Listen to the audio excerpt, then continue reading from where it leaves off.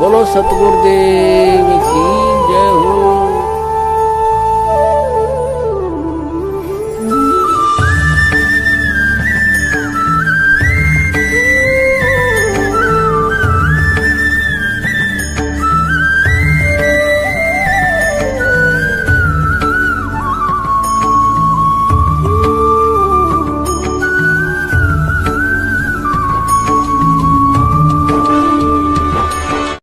Number 2, 3 समय की आरती। संत रामपाल जी महाराज जी से नाम दीक्षा लेने के बाद 90% भक्तों को शुरुआती 5-6 महीने तक जो आत्मिक सुख शांति का अनुभव होता है वह बाद में धीरे धीरे लुप्त हो जाता है, क्योंकि 5-6 महीने तक हम किसी कोऑर्डिनेटर, सारनामी भगत या संत रामपाल जी महाराज जी के परिवार व रिश्तेदारों से दूर ही रहते हैं। लेकिन हम जैसे ही इन लोगों के संपर्क में आना शुरू कर देते हैं, उसी समय से हम गुरुजी द्वारा बताई गई विधि से भक्ति कम और इन लोगों के मनमाने आचरण के शिकार अधिक होने लग जाते हैं। जब कोई भगत इन कोऑर्डिनेटर, नामदान संचालक या किसी सारनामी भगत के घर पर जाता है और देखता है कि जब उनके घर में आरती चलती है तो कोई चाय बना रहा होता है, तो कोई बाथरूम में बैठा होता है, तो कोई आरती के साथ साथ आपस में बातें भी करते रहते हैं। उस सारनामी परिवार का यह नज़ारा देखकर वह नया नया नाम उपदेशी भगत सोचता है कि मैं तो यूं ही फालतू में सुबह शाम आरती में बैठकर अपना समय बर्बाद करता हूं। जब यह सारनामी परिवार आरती के साथ साथ अपने सारे कामकाज कर सकता है तो मैं क्यों नहीं कर सकता। ये लोग तो 10 साल से गुरुजी की शरण में हैं, इनको तो मेरे से अधिक ज्ञान है, ये जो कर रहे हैं वह ठीक ही होगा। और उसी दिन से ऐसा सोचकर वह व्यक्ति भक्ति में शॉर्टकट अपनाने लग जाता है और इसी तरह धीरे धीरे देखा देखी में यह आग सब जगह फैल जाती है। गुरुजी कहते हैं, जिन हरि जैसा सुमरिया ताको तैसा लाभ, ओसा प्यास न भाग ही जब लग धसे न आब। अर्थात उसके बाद उस भगत को वैसा और उतना ही लाभ मिलना शुरू हो जाता है जिस मनमानी विधि से वह अपने से बड़े भक्तों को देखकर उनके जैसी भक्ति करता है। फिर कोई छोटी मोटी परेशानी आने पर अज्ञानता के चलते उसे भक्ति और भगवान में दोष दिखाई देने लग जाते हैं। जब एक व्यक्ति संत रामपाल जी महाराज जी से नाम दीक्षा लेता है तो उसे 3 समय की आरती के लिए एक छोटी सी पुस्तिका दी जाती है जिसे भक्ति बोध के नाम से जाना जाता है। इस भक्ति बोध के पेज नंबर 7 पर प्रार्थना नाम का चैप्टर है। पुण्यात्माओं, विचार करने की बात है, सारी सृष्टि का मालिक समर्थ कबीर साहब सतगुरु रूप में हम 2 कौड़ी के तुच्छ जीवों से प्रार्थना करते हुए कह रहे हैं कि सर्व परमात्मा सतगुरु प्रेमी आत्माओं से प्रार्थना है कि महाराज कबीर साहिब व गरीबदास जी की वाणी से यह नित्य नियम का गुटका आपके लिए छपवाया गया है ताकि शुद्धि पूर्वक नित्य पाठ करके आत्मा का कल्याण कर सकें। बंदी छोड़ कबीर साहिब व गरीबदास जी महाराज की वाणी में यह विशेषता है कि इसके नित्य पाठ से आत्मा में दुष्कर्म त्यागने व भगवान चिंतन की शक्ति आती है। बंदी छोड़ कबीर साहिब व गरीबदास महाराज की वाणी स्वयं सिद्ध है। इसके नित्य पाठ से ज्ञान यज्ञ का लाभ होता है। जिस प्रकार किसी व्यक्ति को सर्प काट ले और वह मूर्छित हो जाए तो गारड़ू सर्प काटने का आध्यात्मिक इलाज करने वाला व्यक्ति कुछ मंत्र पढ़ता है। कुछ समय में वह मूर्छित व्यक्ति होश में आ जाता है तथा जीवित हो जाता है। ठीक इसी प्रकार आत्मा पर दुष्कर्मों का विष चढ़ा हुआ है जिसे आत्मा काम क्रोध मोह वश होकर मूर्छित पड़ी है, जो वाणी का पाठ करने से होश में आ जाती है। फिर परमात्मा का ध्यान, सुमरण, प्रभु गुणगान, गुरु धारण करके काल जाल से मुक्त हो जाती है। कुछ रोग भी वाणी के पाठ से कट जाते हैं। यदि पूर्ण संत से नाम लेकर विश्वास करके नित्य पाठ किए जाएं तो परिवार में सुख, धनवृद्धि व कुछ कार्य सिद्धि भी नाम जाप तथा वाणी के पाठ से होते हैं। क्योंकि यह ज्ञान यज्ञ है, यह निश्चय कर माने। परंतु पूर्ण मुक्ति के लिए पूर्ण गुरु की तलाश करें तथा नाम लेकर गुरु वचन में चलें और अपना जीवन सफल करें। नित्य पाठ का अर्थ यह है कि जो वाणी सतगुरु वचन में लिखा है उस पर अमल करना है, उसी प्रकार अपनी रहनी व करनी करें। पुण्यात्माओं, अब हम सतगुरु आशीर्वाद से इस प्रार्थना के मर्म को समझते हैं कि इसके माध्यम से गुरुजी ने हमें क्या आदेश और शिक्षा दी है। गुरुजी ने प्रार्थना रूप में हम भोली आत्माओं को समझाना चाहा है कि यह नित्य नियम की पुस्तिका आपके नित्य पाठ के लिए छपवाई गई है। पाठ का अर्थ होता है पुस्तक को देखकर पढ़ना। और आप जी नित्य नियम का वीडियो देखेंगे तो पता चलेगा कि स्वयं सतगुरु देव जी भक्ति बोध को हाथ में लेकर पाठ कर रहे हैं। पुण्यात्माओं, सतगुरु देव जी जिन्होंने इस भक्ति बोध की रचना की है उन्हें इसके पाठ करने की कोई आवश्यकता नहीं है, लेकिन उन्होंने हम मूर्खों के लिए एक बहुत बड़ा संकेत दिया है कि जब तक तुम लोग इस विधि से आरती नहीं करोगे तो कैसे तुम्हारी भक्ति सफल हो सकती है। आगे बताया है कि महाराज कबीर साहिब व गरीबदास जी की वाणी स्वयं सिद्ध है। इसके नित्य पाठ करने से परिवार में सुख शांति व कुछ रोग भी स्वतः ही कट जाते हैं। पुण्यात्माओं ध्यान रहे, मजबूरी की बात अलग है, लेकिन जो भगत भाई बहन जानबूझकर खाली मोबाइल में आरती चलाकर गटर में जाकर बैठ जाते हैं या आरती के समय इधर उधर की बातों में लग जाते हैं, उन्हें ना ही तो रोग कटने वाले हैं और ना ही कोई शांति मिलने वाली है। यदि फिर भी किसी को मिल रही है तो समझ लीजिए यह शांति आपको वर्तमान की भक्ति से नहीं बल्कि पहले की संचित भक्ति से मिल रही है, जो एक दिन समाप्त होनी है।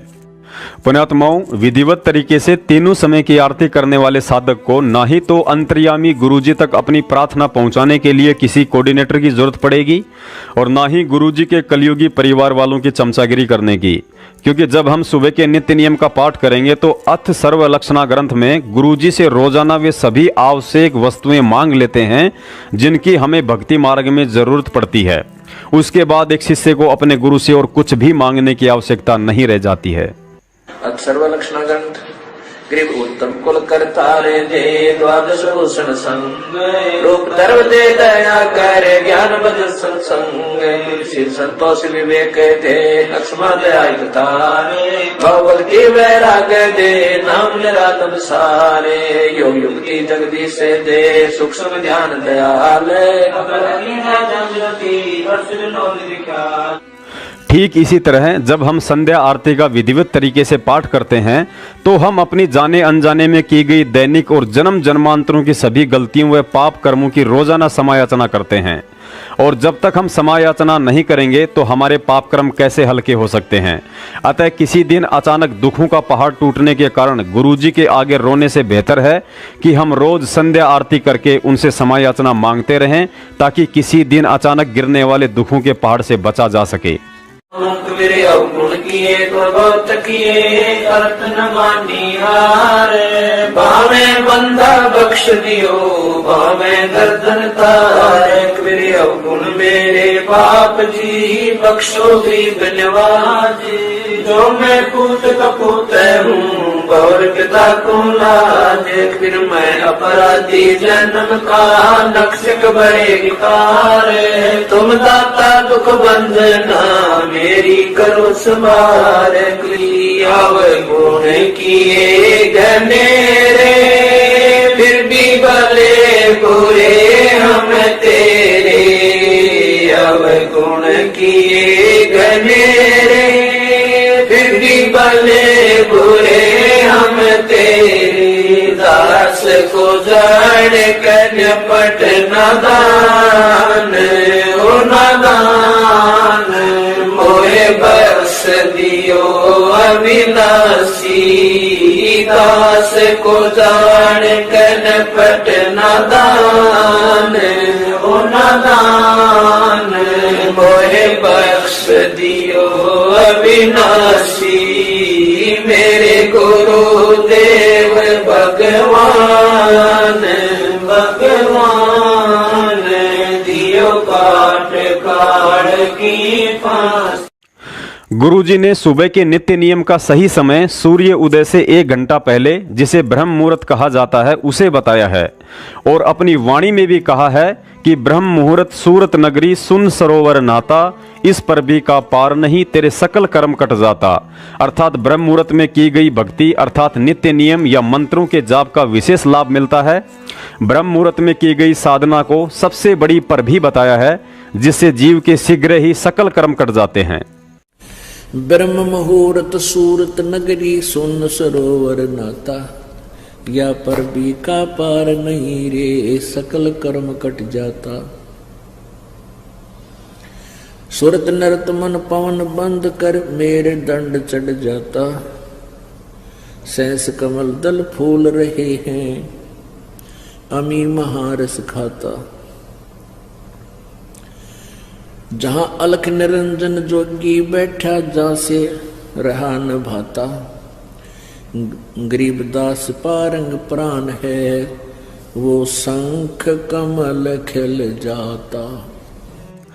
पुण्यात्माओं, इसके अलावा गुरुजी ने बताया कि किसी कारणवश यदि आप समय अभाव के चलते बैठकर पाठ आरती नहीं कर सकते हैं, जैसे सुबह सुबह माता बहनों को स्कूल के लिए बच्चों का खाना बनाना, उन्हें तैयार करना आदि कई तरह के काम होते हैं, उसके लिए गुरुजी ने बताया कि जब आप घरेलू कार्य करते हो तो परमात्मा की आरती स्पीकर में या मोबाइल में लगा दीजिए तथा साथ में अपना काम भी करते रहिए, लेकिन ध्यान परमात्मा की वाणी में रखिए। ध्यान रहे, ये विधि केवल उन्हीं आत्माओं के लिए है जो समय निकाल पाने में मजबूर हैं। यदि आपके पास समय है और फिर भी आप बैठकर आरती नहीं करते हैं तो आप परमात्मा के दोषी हैं। कबीर साहिब जी की एक वाणी है, 5 पहर धंधे गया, 3 पहर गया सोए, 1 पहर हरि नाम बिना तेरी मुक्ति कहाँ से होए।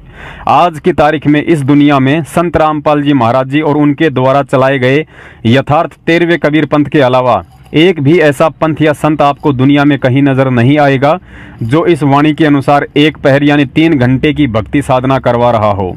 पुण्यात्माओं, ऐसे ऐसे अनमोल उदाहरण देखकर आपका विश्वास दृढ़ हो जाना चाहिए कि हमारा सामाजिक और आध्यात्मिक जीवन सुरक्षित हाथों में है। कबीर 5 पहर धंधे गया और 3 पहर गया सोए, 1 पैर हरि ना भजा फिर मुक्ति कहां से होए। 8 पहर 24 घंटे को 8 पहर में, पहले 8 पहर होती थी 24 घंटे की। अब परमात्मा कहते हैं तो 1 पैर में 8, 1 पैर में 3 घंटे हो गए। तो परमात्मा कबीर जी ये बताना चाहते हैं कि 3 पैर तन धंधा करया 15 घंटे, 5 पैर तो 3 पैर तो सो गया, यानी 1 दिन रात टोटल पूरा कर दिया। और 1 पैर हरि ना बजा, 3 घंटे भी भगवान को नहीं दिए तूने। 5 पैर धंधे गया, 3 पैर गया सो हुए, 1 पैर हरि ना जप्यो मुक्ति कहां से हुई। यानी टोटल 3 घंटे परमात्मा ने बता दिए कि पूरे 24 घंटे में 3 घंटे आप भगवान के भजन में अवश्य लगाओ। और उनका ये नहीं है कि स्पेशल एक जगह बैठ के लगा लो, बहुत समय होता अपने पास। जैसे आप जी कोई मजदूरी के लिए जाते हो, घर से वहां तक घंटा 1 लगे, मालिक का सिमरण करता जा। बस में बैठकर जा रहे हो कहीं काम, बस वहां भक्ति करें। खेतों में जा रहे हो, खेतों से घर से लेकर वहां तक जो खूब भक्ति करे, अपना मंत्र ने याद रखे। और बहुत से ऐसे कार्य हैं जो काम करते करते भी हम भगवान की भक्ति कर सकते हैं। जैसे खेत में आली हल जोतता है, हमने देखे पहले ही आड़ी में लक्ष्मी चंद की रागनी गाए जाते, हल भी जोड़े जाते।